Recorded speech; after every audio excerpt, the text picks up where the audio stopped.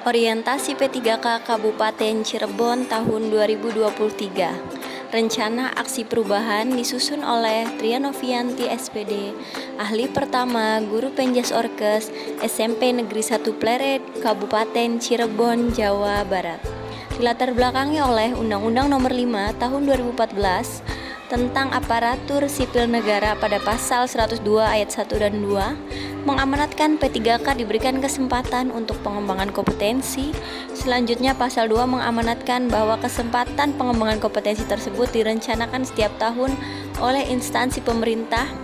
Yang dimaksud di sini adalah Kabupaten Cirebon. Kemudian lebih lanjut dengan Peraturan Pemerintah Nomor 49 Tahun 2018 tentang manajemen pegawai pemerintah dengan perjanjian kerja pasal 39 sampai pasal 44 diatur bahwa setiap P3K berhak mendapatkan pengembangan kompetensi paling tidak 24 jam pelajaran dalam 1 tahun masa perjanjian kerja. Orientasi pegawai pemerintah ini mengingat perlunya pemahaman tentang nilai dan fungsi aparatur sipil negara sebelum diterjunkan ke lingkungan birokrasi pemerintahan, maka program tersebut dilaksanakan dalam jangka waktu yang telah ditentukan dan memberikan kesempatan pada pegawai P3K untuk melakukan pengenalan terhadap tugas sesuai dengan tujuan rekrutmen pemerintah. Maksud dan tujuan: 1. Pengenalan tugas dan fungsi ASN. 2. Pengenalan nilai dan etika pada instansi pemerintah. 3. Melaksanakan pekerjaannya sebagai guru profesional di sekolah. 4. Mampu mengaktualisasi nilai-nilai dasar ASN berakhlak, serta dapat melaksanakan tugas yang menjadi kewajiban dalam melaksanakan program pemerintah di unit kerjanya. Waktu dan tempat pelaksanaan berlangsung dari tanggal 13 sampai 30 November 2023, bertempat di SMP Negeri 1 Pleret dengan media blended sinkronus dan asinkronus, Zoom Meet, Google Meet, dan Google Classroom. Visi dan misi Kabupaten Cirebon. Visi: terwujudnya Kabupaten Cirebon yang berbudaya, sejahtera, agamis, maju, dan aman. Misi Kabupaten Cirebon: berbudaya, mewujudkan masyarakat Kabupaten Cirebon yang menjunjung tinggi dan melestarikan nilai-nilai budaya, tradisi, dan adat istiadat. Sejahtera, meningkatnya kualitas hidup masyarakat melalui pemenuhan kebutuhan dasar masyarakat, peningkatan kualitas pendidikan dan pelatihan, kesehatan, dan ekonomi. Agamis, meningkatnya kualitas kehidupan masyarakat Kabupaten Cirebon yang senantiasa menerapkan nilai agama, budi pekerti, santun, dan beretika. Maju, meningkatnya produktivitas masyarakat untuk lebih maju dan unggul sehingga menambah daya saing di pasar internasional, nasional, dan regional yang didukung oleh peningkatan kapasitas aparatur pemerintah daerah. Dan yang terakhir adalah aman, memelihara keamanan dan ketertiban umum untuk mewujudkan konduktivitas daerah guna mendukung terciptanya stabilitas nasional, memahami dengan baik visi dan misi pemerintah Kabupaten Cirebon yang mencerminkan komitmen kita untuk memberikan pelayanan terbaik kepada masyarakat. Visi dan misi SMP Negeri 1 Pleret. Sebelumnya akan saya bacakan profil sekolah. SMP Negeri 1 Pleret berada di Jalan Buyut Rusmi nomor 02, Desa Trusmi Wetan, Kecamatan Pleret, Kabupaten Cirebon. SMP Negeri 1 Pleret memiliki luas tanah 2.980 meter persegi dengan luas seluruh bangunan 2.015,75 meter persegi. SMP Negeri 1 Pleret memiliki 7 rombel pada kelas 7, 7 rombel kelas 8, dan 7 rombel kelas 9, sehingga total rombel pada SMP Negeri 1 Pleret adalah 21 rombel. Visi dan misi SMP Negeri 1 Pleret adalah: visi, terwujudnya peserta didik yang memiliki profil pelajar Pancasila, berprestasi, berwawasan lingkungan dan iptek, berlandaskan iman dan takwa. Misi SMP Negeri 1 Pleret: 1. Membentuk peserta didik yang beriman, bertakwa kepada Tuhan Yang Maha Esa, dan berakhlak mulia. Salah satu inovasi peningkatan layanannya melalui kegiatan hafalan surat-surat pendek atau Al-Quran, melalui kegiatan yasinan, sholat zuhur berjamaah, dan juga peringatan-peringatan hari besar Islam lainnya. Yang kedua, melaksanakan sistem pembelajaran di sekolah yang berbasis ilmu dan teknologi dan berpihak pada peserta didik. Ini sudah ditujukan melalui pembelajaran, penilaian, baik tengah semester maupun akhir semester. Yang ketiga, menumbuhkan budaya gemar membaca melalui program literasi dan ditunjang dengan perpustakaan yang representatif. Kegiatan yang mendukung misi ini adalah gerakan membaca secara bersama-sama dengan waktu 40-42 menit. Kemudian kegiatan lainnya adalah Gema Saku atau gerakan membaca 1 minggu 1 buku. Yang keempat, menciptakan lingkungan belajar yang kondusif, kreatif, inovatif, dan menyenangkan yang berbasis lingkungan sekolah. Yang kelima, menciptakan lingkungan sekolah yang asri berseri, aman, sehat, rapi, indah, bersih, segar, dan rindang. Salah satu prestasi yang telah dimiliki SMP Negeri 1 Pleret adalah sebagai Sekolah Adiwiyata Kabupaten Cirebon. Yang keenam, menciptakan suasana kerja yang sinergis antara pimpinan, pendidik, dan tenaga kependidikan, serta antara sekolah, pemerintah, dan masyarakat. Dan yang terakhir adalah memberikan pendidikan yang berkualitas dan berwawasan kearifan lokal. Struktur organisasi SMP Negeri 1 Pleret. Kepala Sekolah Ibu Haja Fatmawati MPD, Wakil Kepala Sekolah Bidang Kurikulum Ibu Ina Lenita SSI MPD, Wakil Kepala Sekolah Bidang Kesiswaan Bapak Amulyo Utomo Eskom, Wakil Kepala Sekolah Bidang Sarana Prasarana Bapak Haris Susandi Hendrawan SPD, Dewan Guru, dan staf tata usaha. SMP Negeri 1 Pleret memiliki jumlah guru 42. Manajemen Kepegawaian Pemerintah Perjanjian Kerja atau P3K sesuai ketentuan pada pasal 93 Undang-Undang Nomor 5/2014 terdiri dari penetapan kebutuhan, pengadaan, penilaian kinerja, penggajian dan tunjangan, pengembangan kompetensi, pemberian penghargaan, disiplin, pemutusan hubungan perjanjian kerja, dan perlindungan. Tugas pokok dan fungsi P3K.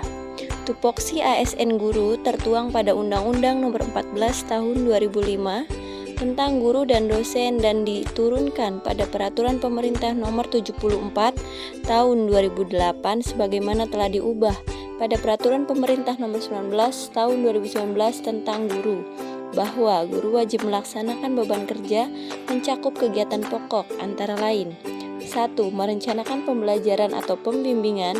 2. Melaksanakan pembelajaran atau pembimbingan. 3. Menilai hasil pembelajaran atau pembimbingan.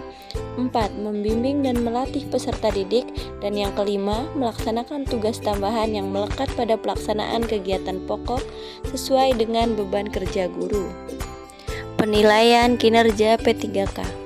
Penilaian kinerja P3K meliputi penilaian kinerja P3K sebagaimana dilakukan berdasarkan perjanjian kerja di tingkat individu dan tingkat unit atau organisasi dengan memperhatikan target, sasaran, hasil, manfaat yang dicapai, dan perilaku pegawai. Hasil penilaian kinerja P3K dimanfaatkan untuk menjamin objektivitas perpanjangan perjanjian kerja, pemberian tunjangan, dan pengembangan kompetensi.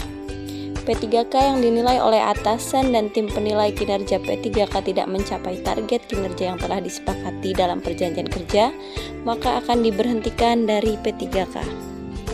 Rencana hasil kerja P3K. 1. Kegiatan merancang pembelajaran yang menyenangkan bagi peserta didik dalam kegiatan belajar mengajar. Tujuan kinerja, siswa mampu memahami dan mempraktikkan sesuai dengan tujuan pembelajaran.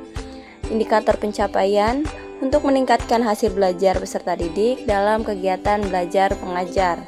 Waktu perolehan 1 bulan dalam 1 materi pembelajaran. Yang kedua, keikutsertaan dalam kegiatan musyawarah guru mata pelajaran atau MGMP untuk meningkatkan kompetensi guru dengan tujuan kinerja pengembangan kompetensi guru sesuai dengan bidangnya atau PJOK. Indikator pencapaian mampu menerapkan hasil kegiatan MGMP dalam proses kegiatan belajar mengajar di sekolah. Waktu perolehan minimal dilaksanakan 2 kali dalam 1 semester. Dan yang ketiga, mengikuti pelatihan dan seminar guna meningkatkan kompetensi guru dengan tujuan kinerja pengembangan kompetensi guru sesuai dengan bidangnya. Indikator pencapaian mampu menerapkan hasil pelatihan dan seminar dalam proses kegiatan belajar mengajar di sekolah dengan waktu perolehan minimal 1 kali dalam 1 semester. Merancang pembelajaran yang menyenangkan bagi peserta didik dalam kegiatan belajar mengajar. Contohnya bisa melalui kegiatan olahraga tradisional sebagai ajang untuk pelestarian budaya dan juga simulasi gerak. Berikut adalah lampiran-lampiran contoh beberapa permainan tradisional yang dapat diterapkan yang menyerupai dengan olahraga aslinya. Berikut adalah contoh permainan tradisional lompat tali atau dikenal dengan bahasa daerah yeyean. Pada permainan lompat tali ini mampu melatih siswa untuk melakukan gerakan melompat seperti pada lompat tinggi.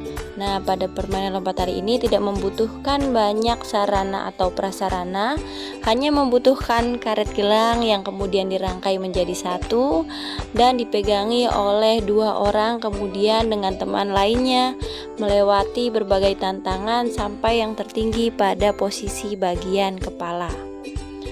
Permainan tradisional ini tentunya lebih aman dan juga dapat melatih keberanian sehingga bisa digunakan untuk simulasi pada olahraga lompat tinggi. Olahraga tradisional yang kedua adalah boy-boyan. Membutuhkan beberapa sandal sebagai permainan utamanya, kemudian 1 orang sebagai pengejar atau penjaga, dan sisa lainnya adalah sebagai pelari. Tim pelari ini memiliki tugas untuk menyusun kembali sandal yang telah mereka jatuhkan sambil menghindari lemparan sandal dari pengejar atau pelari tersebut. Apabila tim yang menyusun sandal terkena lemparan sandal dari tim pengejar, maka tim pelari tersebut harus berganti menjadi tim pengejar. Permainan ini berfungsi memberikan simulasi pada olahraga atletik, yaitu memiliki unsur lari, lempar, dan lompat. Salah satunya lemparan yang menyerupai dengan lempar cakram. Permainan tradisional yang terakhir adalah gobak sodor atau dikenal dengan nama lain lenjang.